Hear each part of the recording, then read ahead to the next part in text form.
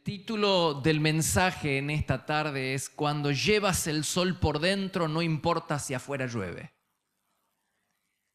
Y dice Génesis capítulo 3, verso 8. Cuando soplaba la brisa fresca de la tarde, el hombre, Adán, y su esposa oyeron al Señor Dios caminando, no hablando. Dios no hablaba, Dios caminaba por el huerto. Y Adán y Eva escucharon a Dios caminar.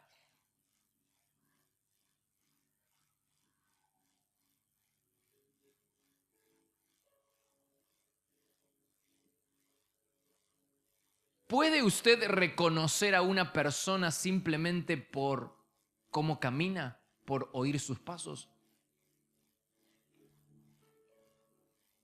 Seguramente nosotros podemos reconocer a una persona si habla, pero si camina.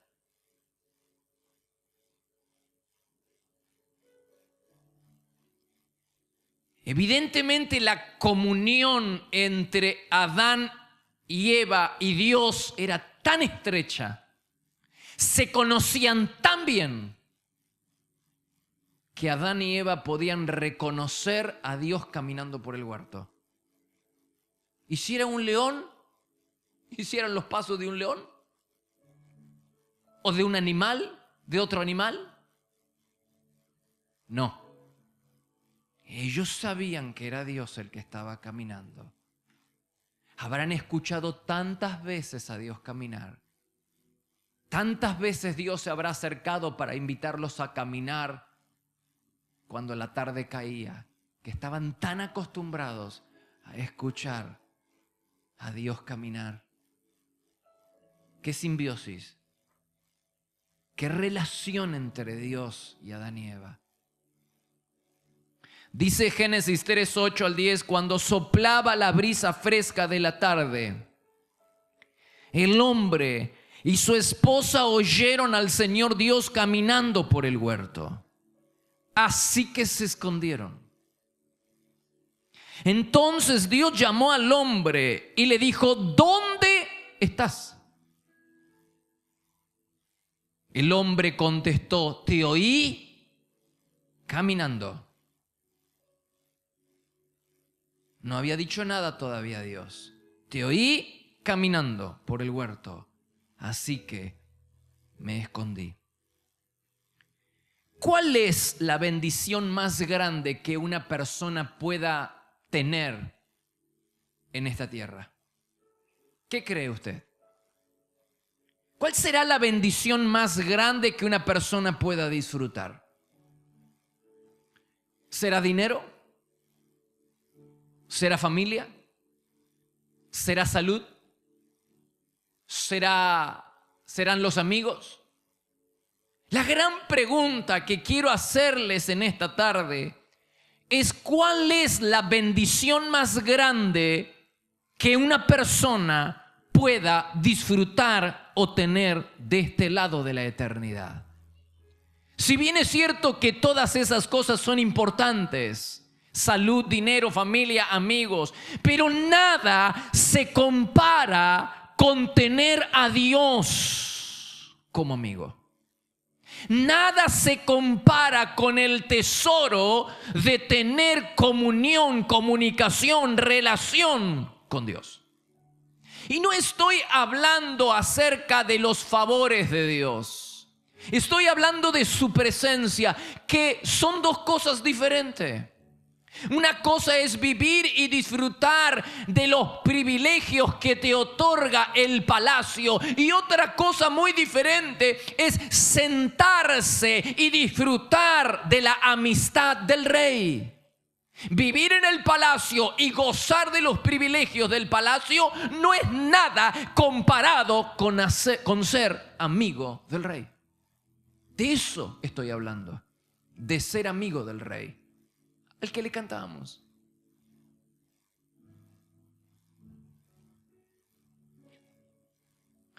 la bendición de vivir sin trabajar. Adán y Eva vivían sin trabajar. La bendición de vivir sin trabajar no era nada para Adán y Eva, comparado con el privilegio y el tesoro de tener relación, comunicación con Dios. El tesoro más grande que Adán y Eva tenían, insisto, no era el ministerio, no era el huerto, no era vivir sin trabajar, no era estar sano. En la bendición y el tesoro más grande que Adán y Eva tenían era Dios, la posibilidad de ser amigos de Dios, la posibilidad de pasear a la luz del día con Dios y charlar, intimar con Él. Esa era la bendición más grande. Pero un día descuidaron esa bendición, descuidaron ese tesoro y todo se vino abajo. Todo se vino abajo. El principio del fin para Adán y Eva fue descuidar el tesoro más precioso que tenían. Fue descuidar a Dios en el lugar secreto. De otra manera usted no puede explicar cómo Eva, en lugar de estar charlando con Dios, está haciendo amistad en una relación peligrosa con la serpiente. El hecho de que Eva entable una relación peligrosa con la serpiente habla a las claras de que la vida espiritual de ambos se estaba debilitando. Que Adán y Eva estaban descuidando el lugar secreto. El tesoro más importante que tenían Adán y Eva lo estaban descuidando. Y cuando usted descuida la carpa del encuentro, cuando descuidas el lugar secreto, cuando la comunión con Dios se debilita, entonces la desobediencia y el pecado es cuestión de tiempo.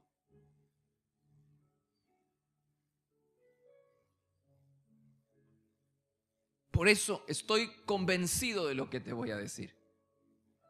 Pero convencido que el éxito en la vida en cualquier área es el resultado del éxito en el lugar secreto, en la carpa del encuentro.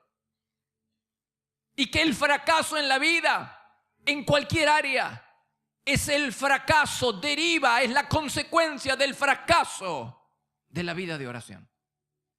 Estoy convencido. La bendición más grande que una persona pueda tener de este lado de la eternidad es ser amigo de Dios, tener comunión con Dios, intimar con Dios. Y entonces, ¿cuál es el castigo más grave que un ser humano pueda sufrir de este lado de la eternidad? ¿Cuál es la bendición más grande? Acabamos de descubrirlo. Pues ahora, ¿cuál es el castigo más grave que una persona pueda sufrir? ¿Será una enfermedad? ¿Será no tener familia? ¿Será no tener amigos? ¿Será una quiebra económica? ¿Será un hijo adicto? Amigos, hermanos, si bien es cierto que todo eso nos parte el corazón, son situaciones extrema, situaciones que nadie quiere pasar, y esas cosas nos hacen doler el corazón, pero nada se compara con vivir lejos de Dios. El hombre conforme al corazón de Dios, David, para él la mayor bendición era permanecer en la presencia de Dios, y el mayor castigo, la más grande de todas las desgracias, era vivir lejos de Dios. Mira lo que dice el Salmo 17, verso 15. Despertar y verme en tu presencia será mi mayor alegría. Wow. Salmo 16, verso 11. En tu presencia soy muy feliz, a tu lado soy siempre dichoso. La felicidad de David era la presencia de Dios. Estamos hablando del hombre que lo tenía todo. Estamos hablando de David, era rey y nada le faltaba. El harén de mujeres era tan grande como él lo quisiera. Las comodidades y las riquezas no tenían límites, hermanos. David lo tenía todo. No había una posición más encumbrada en la vida que alguien pudiera desear que ser rey. Y el rey lo tenía todo. Sin embargo, nada lo hacía feliz, solo la presencia de Dios.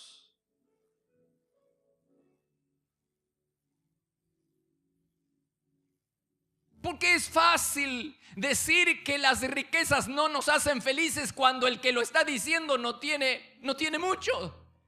Pero estamos hablando de David. El hombre lo tiene todo. Tiene todos los placeres que esta vida pueda darle. Tiene entretenimiento, tiene riqueza, tiene una posición social, tiene todo. Sin embargo, no hay nada para David, el hombre conforme al corazón de Dios. Nada satisface su corazón y su vida más que la presencia de Dios.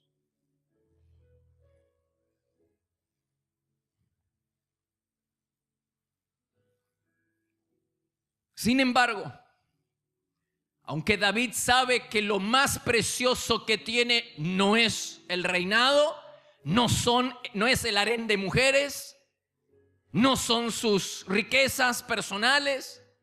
David sabe que el tesoro más importante que tiene es la presencia de Dios. Sin embargo, al igual que Adán y Eva, llegó un momento en que David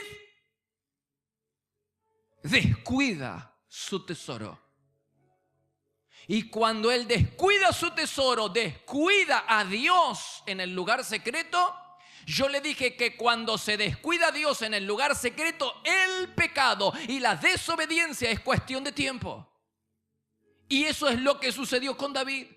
Cruzó un límite, tocó lo que no tenía que tocar. Y algo pasó, pierde la presencia. Y cuando pierde la presencia, pierde la alegría. Pues la alegría de David estaba en la presencia de Dios. Cuando él pierde la presencia, pierde la alegría. Y David sabe que para recuperar la alegría y la felicidad en la vida, tiene que primero recuperar la presencia. Porque todo nace ahí, en el lugar secreto. Porque la felicidad es la consecuencia de tener a Dios. Usted no tiene a Dios, vive lejos de Dios, vive apartado de Dios, no puede ser feliz. Entonces David sabe que para recuperar la alegría y la felicidad necesita recuperar a Dios, la presencia de Dios. Él mismo lo dice. En el Salmo 51, verso 11, dice: no me expulses de tu presencia y no me quites tu Espíritu Santo, y así volveré. Volveré porque ya no lo era. Ya no era feliz. Él quiere volver a ser feliz porque no era feliz. Y no era feliz porque había pecado, porque había perdido la presencia. David sabe, el hombre conforme al corazón de Dios sabe que la alegría plena, la felicidad duradera en esta vida no está en una cosa, no está en una relación, no está en una familia. No es, todo eso está lindo, pero la alegría verdadera, la verdadera felicidad te la da la presencia de Dios.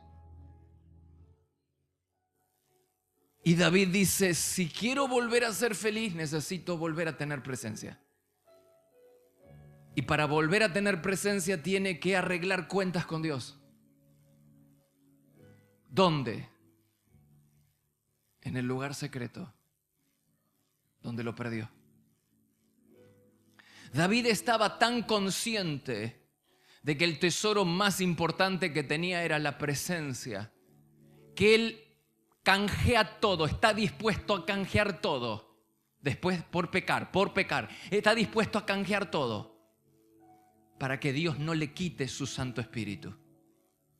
Él está dispuesto a entregar el reino, está dispuesto a entregar su ministerio, está dispuesto a entregar su tesoro personal, todo, para que Dios no le quite su Espíritu Santo, porque David no puede vivir sin Dios. Porque la felicidad que David tiene, la tiene porque Dios estaba con él. Está tan consciente David de que el tesoro más grande es la presencia de Dios, que él desea, la desgracia más grande que desea para los enemigos de Dios es que huyan de su presencia. Esa canción que acabamos de cantar, esa canción que dice que huyan, levántate, que huyan delante de ti tus enemigos, es una expresión de David. Es decir, el deseo, la desgracia más grande que David le desea a los que son enemigos de Dios es que no estén en la presencia de Dios, porque David sabe que vivir fuera de Dios es la peor desgracia, el peor castigo que una persona pueda sufrir de este lado de la eternidad. Si pudiéramos entenderlo, si el pastor Sinali pudiera entenderlo de una vez por todas, si pudiéramos entenderlo, que no hay nada en esta vida que pueda sustituir la comunión con Dios. No hay nada en esta vida que va a llenar ese vacío que está en tu corazón. No es unas vacaciones, no es un crucero, no es una familia, no es un hombre, no es una herencia, no es un mejor sueldo, créemelo. El hombre que lo tenía todo sabe cómo hablarnos. Y él nos dice que su felicidad venía por la presencia de Dios. Por eso él dijo, canjeo todo. Por haber pecado iba a recibir un castigo. Canjeo todo, dijo Dios, pero no me quites tu Espíritu Santo. Él podría haber dicho, no me quites el ministerio. Como muchos de nosotros pensamos, no me quites el reino. No me quites la familia, no me quites el tesoro. David dijo, no me quites tu Santo Espíritu. Está bien, te doy todo, pero no me quites tu Santo Espíritu. Y de esa manera volveré a ser feliz. No lo soy, lo era. Lo era cuando Dios estaba conmigo. No lo soy, y para volver a ser feliz necesito recuperar la presencia de Dios. Sin presencia no hay nada. Sin comunión no hay nada. Por eso el consejo más importante que pueda darte con toda humildad es que no descuides a Dios en el lugar secreto, en la carpa del encuentro. Ten tu encuentro con el Señor todos los días de tu vida.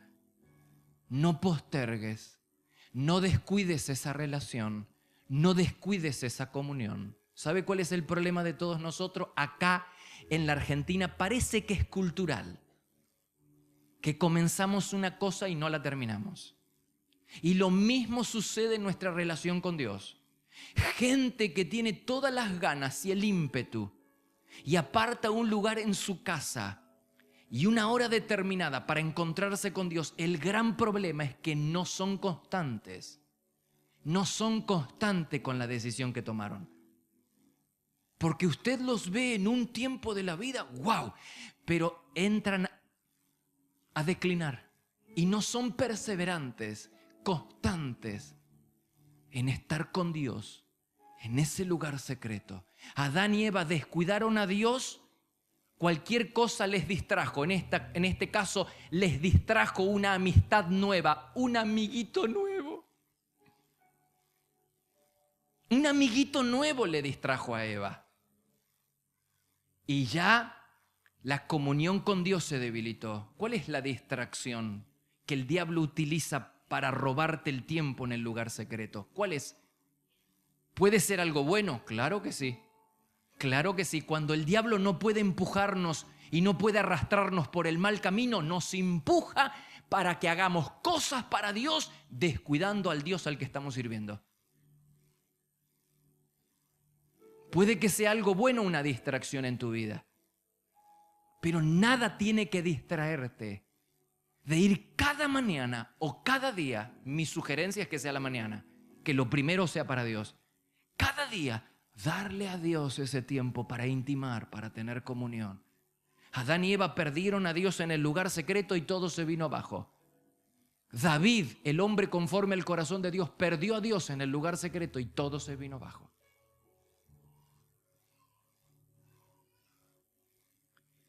Ahora, Mi siguiente pregunta, hoy vine con muchas preguntas. Hoy estoy preguntón. La primera pregunta es: ¿cuál es la bendición más grande que una persona pueda tener? La comunión con Dios, la amistad de Dios. ¿Y cuál es el castigo más grave que puede soportar una persona? Es vivir lejos de Dios.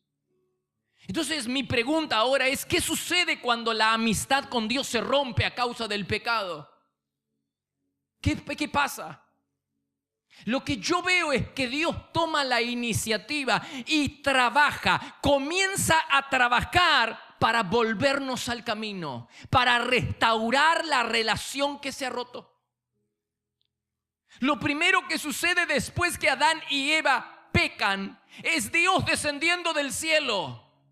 Dios desciende del cielo como todos los días para venir a caminar con Adán y Eva, para charlar juntos mientras la tarde cae. Y Dios viene y le dice: después de haber pecado, ¿dónde estás? Dios comienza a hacer preguntas. La primera cosa que es evidente es que Dios viene. El hombre se había perdido y Dios viene a restablecer esa relación. Dios siempre toma la iniciativa. Dios es el que toma la iniciativa en hacer para que volvamos al camino, para que nos arrepintamos de nuestro pecado, para que la relación con Dios vuelva a fluir. Dios toma la iniciativa. No eres tú, no soy yo. Es Dios tomando esa iniciativa. ¡Qué Dios tan grande! ¿Y por qué toma esa iniciativa? Porque Santiago 4:5 dice que nos anhela celosamente. Nos anhela celosamente. Por eso Él toma la iniciativa en restablecer esa relación. Adán y Eva eran tan cercanos con Dios que podían reconocerlo al caminar. Debe haber sido tan íntima la comunión. Anhelo ese tipo de comunión con Dios. Anhelo que este hombre, esta mujer, Adán y Eva, reconocían que Dios se estaba acercando simplemente porque escuchaban el sonido de su caminar. Dios no había hablado y ellos ya reconocían. La comunión debe haber sido tan íntima. Deben haber escuchado tantas veces a Dios. Deben haber paseado tantas veces por el huerto. Y ese sonido les traía felicidad. Pero después que pecaron, Adán y Eva comenzaron a jugar a las escondidas con Dios.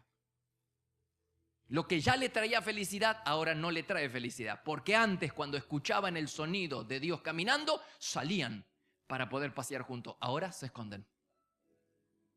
El pecado hace eso. Nos aleja de Dios. Nos aleja de la presencia del Señor. Entonces Dios comienza a hacer preguntas, 4 preguntas.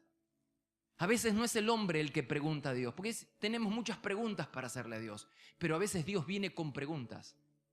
Y generalmente cuando Dios viene con preguntas son porque nos desviamos del camino. ¿Qué has hecho? ¿Dónde estás? ¿Dónde estás?, le dijo Dios a Adán y Eva. ¿Quién te enseñó que estaba desnudo? ¿Acaso has tomado del fruto del árbol que te ordené que no comieras? ¿Qué has hecho?, le dijo a la mujer. Preguntas. Y cada una de estas preguntas era una invitación al diálogo. Era como si Dios le hubiera dicho: vengan, muchachos, vengan, charlemos sobre lo que pasó. Cuéntenme, ¿qué pasó? Como diciendo: arreglemos cuenta. Era un intento desesperado del Señor para llevar a Adán y Eva otra vez a la comunión. Cuéntenme, ¿qué pasó? Cada pregunta no era para que ellos respondieran y pasaran el examen. ¿Dónde estás? Como si Dios no supiera dónde estás. ¿Acaso comiste? ¿Dios no sabía? Cada pregunta era una invitación al diálogo, a la comunión, vengan, charlemos. ¿Qué pasó? Me descarrié, Señor. Bueno, lo que Dios esperaba era la confesión, el arrepentimiento, para restablecer el vínculo, para restaurar el vínculo. Y es ahí cuando nosotros respondemos de 2 maneras. Porque a veces el Señor tiene que hablarnos. A veces nos habla a través de la conciencia. A veces Dios, hay una alarma, una chicharra que suena ahí, que es la conciencia que Dios puso en cada uno de nosotros. Entonces, cuando vamos a pecar, cuando estamos siendo tentados, el Señor dice, no lo hagas, no lo hagas. Luego que lo hicimos, dice, ¿qué hiciste? ¿Qué hiciste? Es una chicharra. Y hay personas que responden a la alarma de Dios y se arrepienten. Pero si no pasa eso, generalmente el Señor tiene que usar otros recursos para llamar nuestra atención, para que nos volvamos del mal camino. ¿Y qué otro recurso usa Dios además de la alarma, de la conciencia que muchos silencian? Entonces a veces Dios nos hace preguntas y nos habla el corazón. Y si nada de esto le da resultado, entonces nos tiene que hablar con mano fuerte. La Biblia dice en Isaías que Dios puede hablarnos con mano fuerte, lo que significa que a veces Dios nos habla a través de circunstancias difíciles. A veces un problema económico, un problema en el trabajo, un problema en la familia, un problema en la salud. Es un llamado de atención. Es como si Dios dijera, vengan o vení, vamos a charlar. A veces Dios tiene que zamarrearnos a través de circunstancias difíciles para que entremos en razón. ¿Cuándo es que buscamos a Dios? Siempre, generalmente, cuando tenemos problemas. Y a veces Dios tiene que hablarnos y zamarrearnos un poco para que nos volvamos de nuestros malos caminos. Pero si así todo, nosotros no respondemos positivamente, después que cruzamos una línea, después que pecamos, no respondemos, no reaccionamos, entonces el Señor tiene que usar otros recursos. Y a veces usa el recurso de exponer nuestro pecado, de desnudarnos públicamente. Como lo hizo con David. Llamó al profeta Natán para confrontarlo con el pecado, lo que él había hecho en secreto. Ahora se lo revela el profeta Natán y Natán viene a confrontarlo. Son recursos que a veces Dios utiliza para volvernos al camino. Por si no hacemos casos al primer llamado, habrá otro llamado. Dios insistirá una y otra vez. Pero ¿cuál es el propósito? Dios utiliza todos esos recursos para volvernos al camino, para que reaccionemos, hermanos, para que arreglemos cuentas con el Señor. Entonces la primera reacción es esta. Dios utiliza todos estos recursos y al fin de todo, en algún momento nosotros reaccionamos, nos volvemos a Dios, nos arrepentimos de nuestro pecado, confesamos el pecado y arreglamos cuenta con el Señor y la relación se restaura. Pero puede ser la otra forma de reaccionar, puede ser que nosotros nunca reaccionemos y que cuanto más llamado el Señor nos haga, más endurecemos nuestro corazón, como Saúl. David tuvo un corazón sensible a la voz de Dios, aunque le costó. Y hablemos un poquito de David antes de ir a la cena. ¿Dónde comenzó la caída de David? Yo entiendo que la caída de David comienza en el lugar secreto.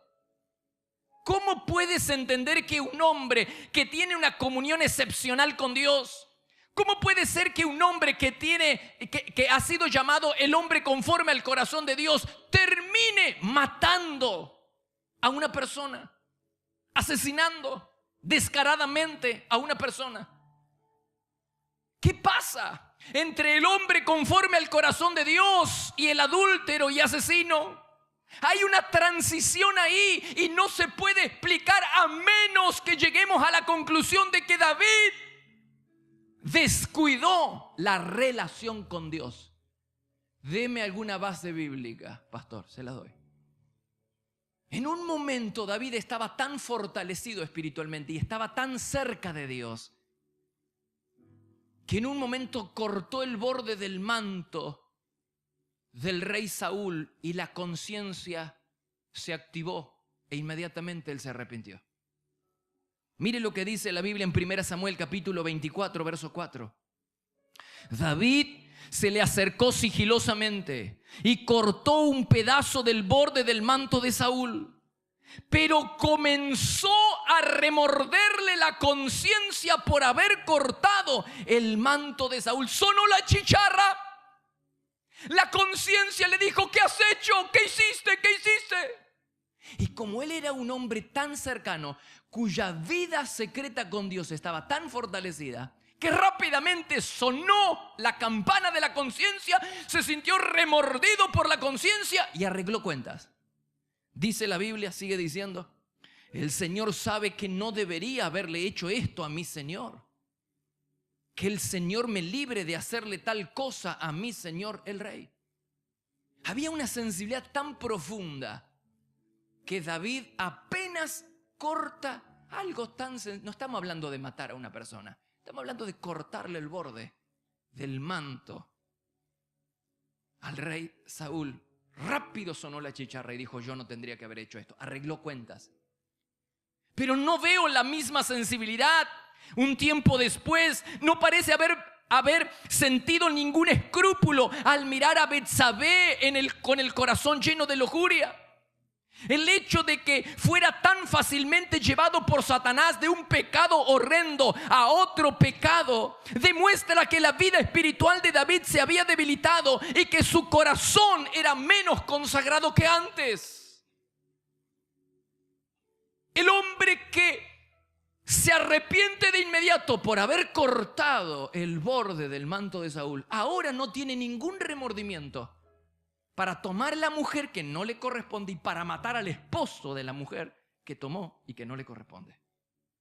¿Cómo se explica eso? La única explicación es que en el camino David perdió a Dios en el lugar secreto. Y le dije que todo éxito en la vida es la consecuencia del éxito en el lugar secreto. Y que todo fracaso en la vida es la consecuencia del fracaso en el lugar secreto. Que todo se levanta o se viene abajo en lo que pasa ahí. El gran secreto de la vida de un cristiano está en su comunión con Dios. No hay otro. La intimidad con Dios se parece a la relación matrimonial. A veces no son las grandes traiciones las que matan la relación, matan el amor. La mayoría de las veces son los descuidos, las desatenciones, la indiferencia. Poco a poco las distancias en la pareja se acrecientan y el amor se apaga. Y cuando la intimidad, y no hablo de relación sexual, cuando la intimidad en la pareja se pierde, la relación se enfría. Lo mismo ocurre con el Señor. Si dejamos de buscarlo, si se interrumpe el compañerismo con Dios, si uno deja de interesarse en Él, poco a poco las distancias se acrecientan hasta transformarse en un verdadero abismo entre Dios y nosotros. Y esto es lo que debe haberle pasado a David. La relación se enfrió. La relación con Dios se debilitó.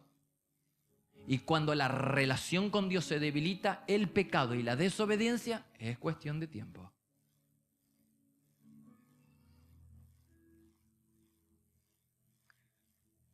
Usted puede reaccionar de dos maneras. Cuando pecamos, Dios toma la iniciativa en restablecer el vínculo. Y usted puede reaccionar de dos maneras. Reacciona positivamente y después de sacudidas o de un gran sacudón, dice: wow, crucé un límite, toqué lo que no tenía que tocar, me arrepiento, me vuelvo a Dios. Se restablece la relación. O puede reaccionar como Saúl. Endurece su corazón. Y acá tengo el deber de decirles que hay creyentes que son como Saúl. Saúl era un hombre que había sido advertido por Dios una y otra vez. Pecó y Dios lo confrontó muchas veces, pero él nunca se arrepintió. Saúl hacía lo que sabía que no tenía que hacer, lo hacía. Y ese es el gran peligro que corren muchos creyentes, que sabiendo que lo que están haciendo está mal y desagrada a Dios, igual lo hacen. Eso es tentar a Dios, es provocar a Dios. Saúl era una de esas personas. Hay personas, hay creyentes que saben que lo que están haciendo, porque una cosa es que usted no sepa, que usted ignore. No sé si lo que estoy haciendo le gusta a Dios o no, pero hay cosas que sabemos que a Dios no le gustan y nosotros igual las hacemos, como diciendo a propósito. Eso es entrar en un terreno muy peligroso. Tentar a Dios, provocar a Dios, es entrar en un terreno muy peligroso. ¿Saben por qué? Porque la paciencia de Dios tiene un límite. Por ahí escucho que la gente habla de la misericordia de Dios y de la gracia de Dios. Sí, claro. Pero a veces me da la sensación de que hablan de la misericordia y de la gracia como diciendo va a tapar todo lo malo que yo hago y hasta que yo me muera sigo haciendo malo, total la gracia de Dios lo va a tapar. No, señor. Si le enseñaron así, le enseñaron mal. Y si usted aprendió así, aprendió mal. No, señor. La paciencia de Dios tiene un límite. Y Dios dijo con Saúl, basta, se terminó. Por eso cuando Saúl va a tocar las puertas del cielo, lo leímos la semana pasada, cuando va a tocar las puertas del cielo, el cielo no le responde. Va a tocar las puertas del cielo y el cielo no le responde porque él nunca se arrepintió. Porque si se hubiera arrepentido, si nos arrepentimos, el Señor va a escuchar. Pero este hombre nunca se arrepintió. Estaba desesperado porque los filisteos se le acercaban y le estaban haciendo la guerra. Y él va a consultar a Dios. Y Dios dice, de ninguna manera. Hay que arreglar cuentas antes. Pero su corazón estaba endurecido. Y dice la Biblia que lo abandonó. Y que Dios se convirtió en enemigo de Saúl. La peor cosa que nos puede suceder es que Dios deje que nosotros caminemos nuestro camino. La peor cosa, el peor castigo que podemos sufrir nosotros es que Dios diga, a causa de nuestra desobediencia y pecado persistimos tanto en el pecado que Dios dijo, se terminó. Cruzaron la línea del no retorno. En aviación hay una línea, la línea del no retorno. El avión sale, si cruza una línea, una línea imaginaria, si tiene un problema el avión ya no puede volver al lugar de donde salió, tiene que ir a otro aeropuerto. Es una línea del no retorno, ya no puede retornar al lugar donde salió. Y en el mundo espiritual hay una línea del no retorno, donde nos empecinamos en provocar a Dios, en enojar a Dios, hasta que Dios dice, se terminó. Y lo peor que puede pasarnos es que que crucemos esa línea del no retorno, donde nuestro corazón esté tan endurecido que Dios dice, haz lo que quieras, seguí tu propio camino. ¿Dónde está eso? Salmo 81. El Salmo 81 refleja la tristeza del corazón de Dios y en el verso 8 dice, escúchame pueblo mío, oye Israel, si tan solo me escucharas. Salmo 81, verso 8. Escúchame pueblo mío, oye Israel, si tan solo me escucharas, es decir, aceptaras la invitación, entráramos a cuentas. Pero en el versículo 11 dice que Dios pide que su pueblo lo escuche y en el verso 11 dice, pero no, mi pueblo no quiso escuchar. Israel no quiso arreglar cuentas, no quiso que yo estuviera cerca. ¿Y entonces qué sucede? Si nosotros no queremos arreglar cuentas y no queremos volvernos al camino después de tantas zarandeadas de parte de Dios y después de que la conciencia suena y suena y suena y no volvemos al camino y seguimos haciendo lo que no tenemos que hacer, lo que sabemos que a Dios no le gusta, lo seguimos haciendo, ¿qué pasa? Versículo siguiente, versículo 12. Así que dejé que siguieran sus tercos deseos y que vivieran según sus propias ideas. ¿Sabe cómo se traduce esto? Dejé que siguieran su propio camino. Hagan lo que quieran. Hagan lo que quieran. ¿Querés seguir por este camino? Seguí por ese camino. ¿Estás tan empecinado con esa relación? Seguí con esa relación. Eso es lo que el Señor está queriendo decir. Es decir, después de tantas advertencias, no queremos escuchar a Dios, Dios toma la decisión. Está bien, seguí tu camino. Y no hay peor desgracia, hermanos, que Dios tome esa decisión. No hay peor fracaso, peor desgracia en la vida que Dios decida, sigan su camino. Hagan lo que quieran. No hay castigo más grande para nosotros de este lado de la eternidad que Dios deje que nosotros caminemos derechito al infierno, tomados de la mano de Satanás. ¿Puede pasar eso? Lo hemos leído en la Biblia. Acá está. Por eso el consejo de la palabra de Dios es volver al camino, arreglar cuentas. Si Dios te está preguntando como Adán y Eva, ¿dónde estás?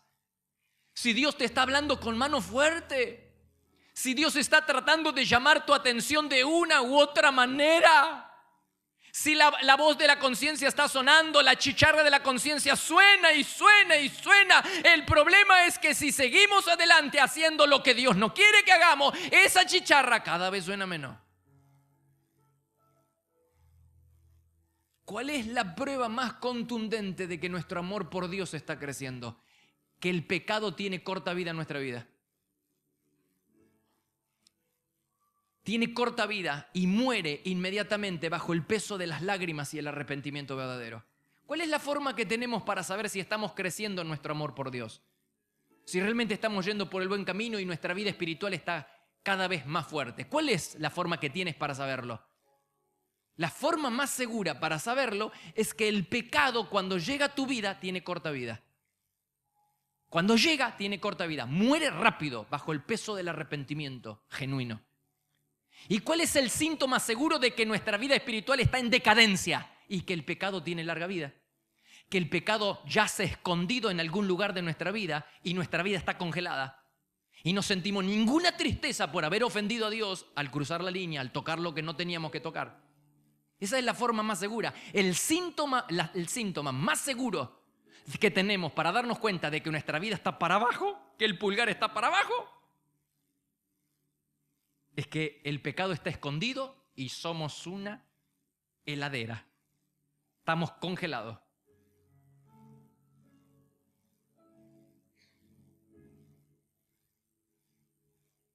Pero en cambio, como David cuando estaba en su apogeo, cortó el manto, dijo, y se macana, y arregló cuentas de inmediato. ¿Arreglas cuentas de inmediato? ¿O eres de las personas que esconde el pecado y que hay una masa de hielo encima de ese pecado y no sientes ninguna tristeza por haber ofendido a Dios, no a la iglesia y al pastor? Olvídate, por haber ofendido al Señor.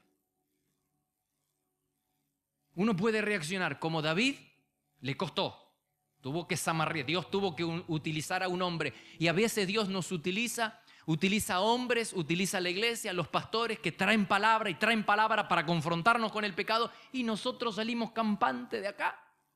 Entró la palabra por acá y salió por allá. Hay mayor condenación porque ahora estás sabiendo. Entonces hay mayor condenación.